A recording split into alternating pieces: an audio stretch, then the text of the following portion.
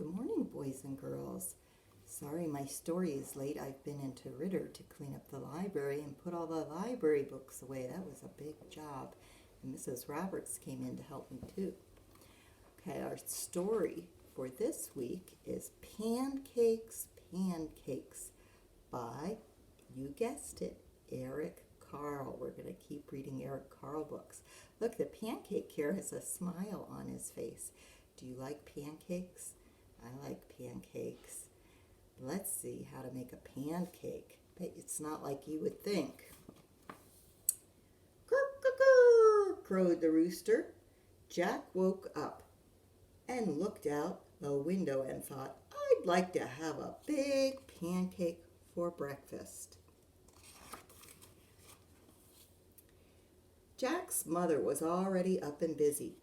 "Mother," said Jack, "I'd like to have a big pancake for breakfast." "I am busy and you will have to help me," she said. "How can I help?" asked Jack. "We'll need some flour," she replied. "Take a sickle and cut as much wheat as the donkey can carry. Then take it to the mill. The miller will grind it into flour." When Jack had cut enough wheat, he put it on the donkey's back and took it to the miller. Now, this is the sickle right here. It's like a sharp, curvy knife that cuts the wheat. "Can you grind this wheat for me?" he asked. "I need it for a big pancake. First, we must separate the grain from the chaff." So they're separating out the little seeds from the rest of the wheat there. The miller poured the grain onto a large flat stone. On top of it was a round millstone connected to the water wheel on the outside. The water wheel turned round and round, turning the millstone round and round, and it ground the grain into flour. At last the miller handed Jack a bag of flour, so it crushed all that grain into powdery flour. "Here's the flour," shouted Jack. "Let's make a pancake." But his mother said, "Now we need an egg."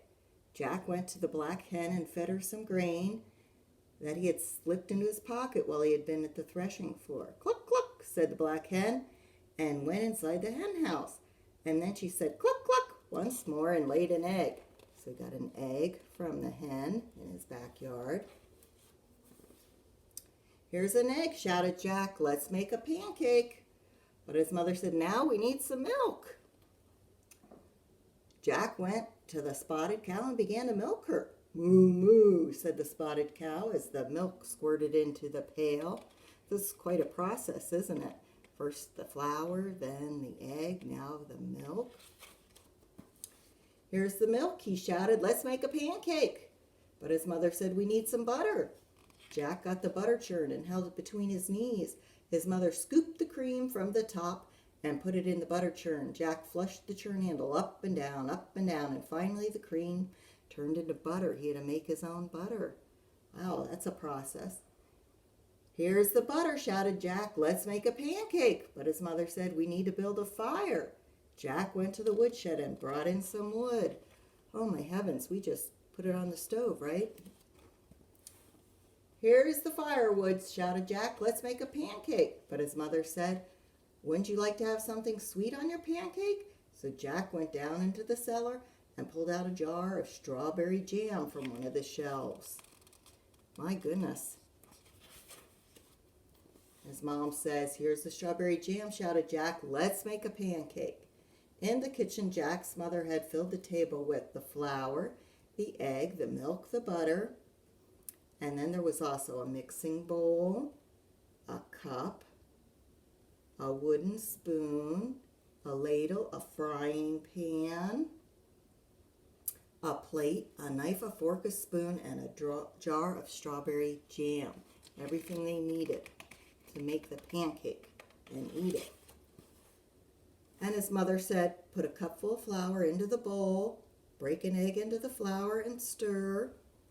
Pour a cupful of milk over the flour and the egg and stir again until the batter is smooth and without lumps." Jack's mother heated the frying pan over the fire and added a piece of butter. The butter melted. And then she said to Jack, now pour a ladleful into the hot pan. We just do it on the stove, don't we? I get hungry, Jack, and I mix it with some water, and I pour it onto my griddle. After a minute or two, she looked at the underside of the pancake. It was golden brown. Now watch, she said, I'll turn the pancake over. Ready? And she flipped it. Flip, said the mother. Up and over went the pancake high in the air and landed right in the pan. In a minute or two, the pancake was crisp on the underside as well.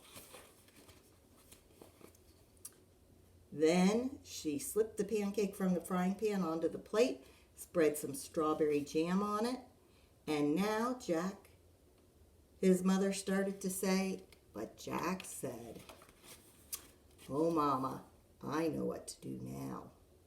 And what is that? Eat it, right? Yummy. How many of you are hungry for pancakes now?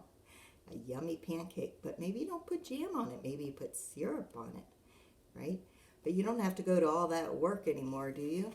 Maybe you have Aunt Jemima mix or Hungry Jack mix, and you just mix it up with a cup of water, and you pour it on your griddle or on your frying pan on the stove, right? And just flip it with a spatula, and it's ready to go. You don't have all that hard work that he had to do to get a pancake. That was a lot of work to get a pancake, wasn't it? But that was a fun story. I like the smiley face on this pancake. How many pancakes can you eat? Do you eat just one big one?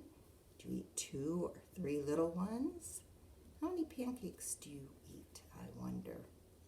That's a good breakfast food. Or sometimes at my house on Sundays we like to have it for lunch, or sometimes crazy times we say, let's do breakfast for dinner. Do you ever do that? That's fun to do sometimes. Well, boys and girls, we have one more week, one more story, and then it's summertime. And hopefully I'll get to see you in person next year. I've enjoyed reading to you. One more story. We have to go. Hugs from me. Bye-bye.